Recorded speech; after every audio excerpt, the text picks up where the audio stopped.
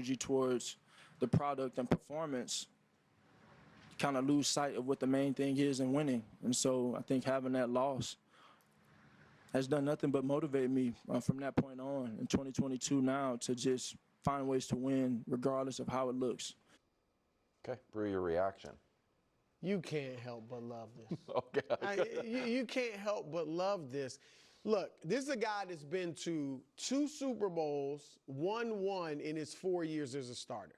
He could easily have come out and just said, you know, look, I would like to see, you know, in light of all the criticism or doubt about him, look, I've shown, you know, in the Super Bowl and in other games that I can throw it, you know, and I have individual goals too. So I would like to get out there and throw it a little bit more. I'll talk to Nick about it, you know, we'll work some of that. He could have easily said that and been justified to do it. But he said, I am about winning. And I'm glad he threw it out early. Like, I know he was asked the question, but I'm glad he got it out there now, because now this sends a message. And I know he and A.J. Brown are friends, but it kind of sends a message like, look, we're not changing anything. We're going to win. If it means throwing it 31, 32 times here and there, then I'll do it. If it means throwing it 20, like I did, I think, when they beat the Rams, then we'll do that in the playoffs. So he's just about winning. And look, I've said this before, and I'm going to put it out. I'm going to keep putting it out there until it really gets out in the media landscape, like a lot of my revelations have. Jordan Brock Purdy as Drew Brees. Mahomes is Jordan You're still on the Brock Purdy as Drew Brees? Yeah, by the way, absolutely. we can't Saquon is going to have Christian McCaffrey, like all that. People grab hold of that months after I said it, maybe a little longer. But his legacy is going to be about winning. He is going to be like the Terry Bradshaw of this generation. Oh, I thought you were going to say Russell Wilson. Well, I've said he's like Terry Bradshaw. Okay. No, I think he'll win more. Russ got one. Yeah. I think Jalen will probably get another one down the line at some point. But Bradshaw was never viewed as the best quarterback in the league. He was MVP 1 year, but Jalen's already been second in the MVP race. He may get an MVP as well. But Bradshaw, in the playoffs, obviously won 4 Super Bowls. And in the big moments, no one was more clutch than Terry Bradshaw. He played his best football. And that's what Jalen Hurts will go down as. So I love that he put this out there. That would be great. And that's what they need to do as a team. Maybe I was projecting with the Russell Wilson piece of it, because Russell Wilson, to me, is the more contemporary example of a guy who went through something very similar. And I did not think it was unfair then, and I don't think it's unfair now, where you give the guy credit for how he plays in big moments. You give the guy credit for leadership, toughness, you know, those things. But you also recognize, like we did with Russ early on, that, again, and that Cam has talked about this, and we'll get into the Cam conversation in a bit, you know, was he driving the bus of that team, or was that, in Russell's case, Legion of Boom led Marshawn as the kind of lead drummer, and he's on. I didn't play in a band like Wilds did, I assume. I never played in You a just band. seem like I a guy. played a little clarinet. I can see like an air supply. Absolutely, yeah. But you know what? You know what I mean? Like, that's what it was with Russ early. And then later in Russ's career, he developed more as a passer. Now, the teams weren't as good. I wouldn't put that on him because mid-2010s Russell Wilson was awesome. You know what I mean? Was never considered the best quarterback in football, famously. Never got an MVP vote. But was consistently really good. And you at times, while it's not a knock, seem like almost annoyed by this conversation, while I love it, because I think this is a consistent through line across sports, which is who deserves the credit, and can you, like, what, I think the late, great Kobe Bryant was on the record. What championship meant the most, at least while he was playing? Now, maybe at sometimes he would say that Brady said the next one or whatever, but it was the first one without Shaq. Yeah. Because there was always the question, can he do it without Shaq? We talk about Brady and Belichick all the time. Like, Tom did it without Bill, but Bill didn't do it without Tom. Jeff Van Gundy, during the broadcast of the 18 Eastern Conference Finals says LeBron, and at this point LeBron already had 3 championships, had been to 8 finals, said LeBron James will never accomplish anything greater than getting this team to these NBA finals, because it was the inverse of this. Now you can disagree with the take, Cleveland, but but the point was that we deify man. Look what he dragged as far as he dragged it, even if it doesn't win a championship, and we look with a questioning eye to the stacked squads. It just is. It's what we did to Kevin Durant. It's what we did. Like there's those things happen, and so. To me, it comes down to how you view Jalen Hurts. In a lot of ways, what is the #1 most important thing you want from your quarterback? And there's not a right answer to that, because I think your answer, Wildes, would be winning. Well, yeah, that's generally why you play the game. But I think some people, and I think Coach's point was, when he's evaluating quarterbacks, it's when it's 3rd and 8 and everyone knows you're going to pass. Can I reliably ask you to drop back and do it? For what reason? In that scenario, then what's the point of that? Because it can lead to winning, of course. I'm just further down the narrative road than Coach and you guys. Well, I don't think that's totally fair. I think that there are different things, and and this might be unfair, this is why I don't think Jalen's been criticized. I just think people are frustrated he doesn't get enough credit, so to speak. Until you see a guy in a bunch of different circumstances, you don't know how they would do under those circumstances. And so that's the question for Jalen that I don't think exists for the other guys that are in your top 5, right? Like the other guys that are in your top 5, you're pretty confident they would win and do awesome with the Eagles, but you're also confident that they have won and done well with very different teams. I think that's what it is, and I don't think that's unfair to him. I think that's how we've always done sports. That's good. I just think quickly, I think the question is, there's always a combination of individual brilliance and team success.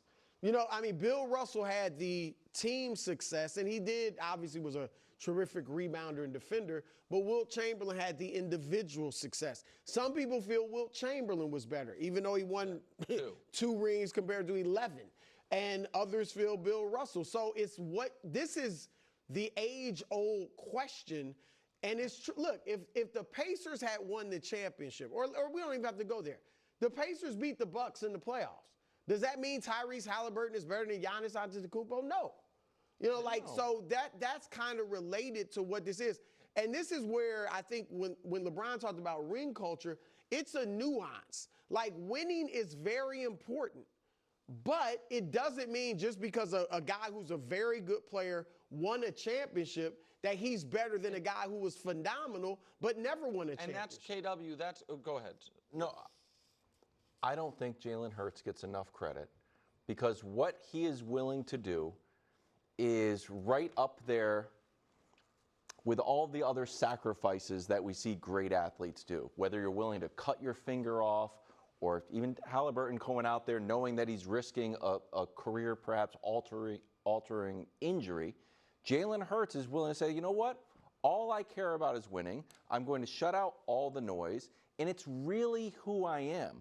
Dating back to Alabama, if you watch that game or go and watch it on YouTube, when he gets pulled and they win the game afterwards, there is no man, he is 100% locked in supporting Tua. It's actually who he is in his DNA. So he's never changed. He's always going to be this guy. And the fact that he is willing to sacrifice. But what do you think he's willing to sacrifice right now? That's the question I have. The fact individual stats. Yes. Because I think he feels like he could put them up. And I think that's where maybe you view him differently than I think what you would call his critics.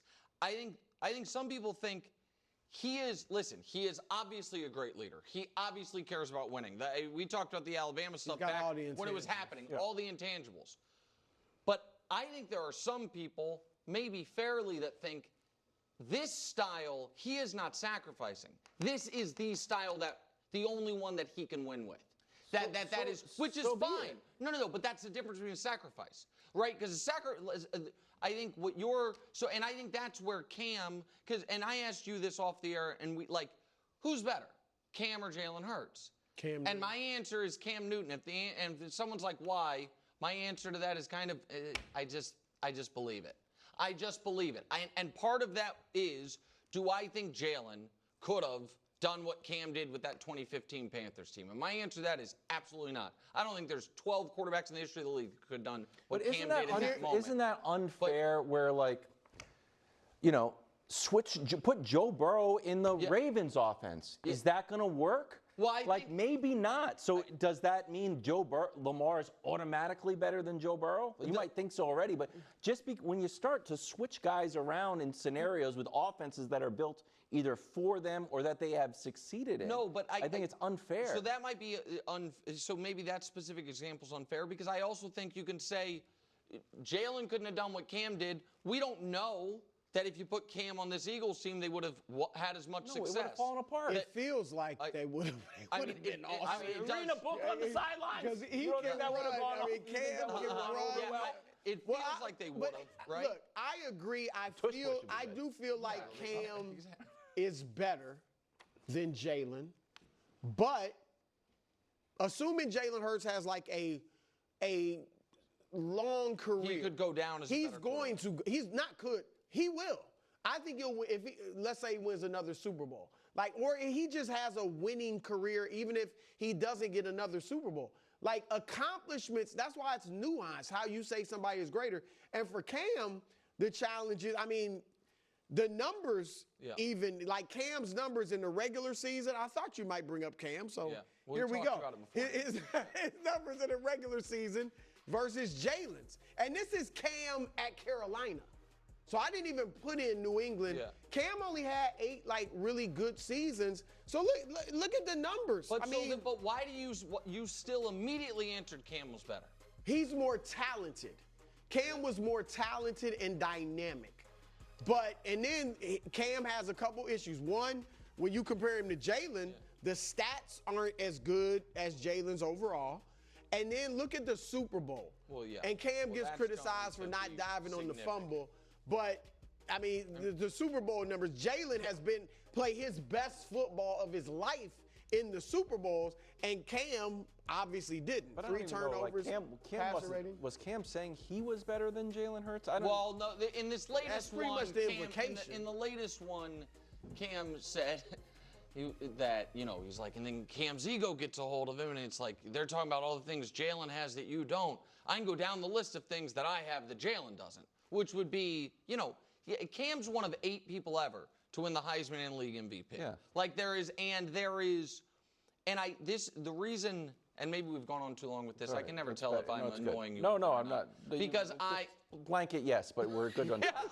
You can err on the side if you're annoying. But I find some of this really fascinating because you have very clear, I think, relatively fair baseline metrics. But I also think you think Cam was better. And there's no way it goes against everything that you believe in, except for the fact that you're like, man, Cam's best was all-time great best. And I don't feel that yet with Jalen.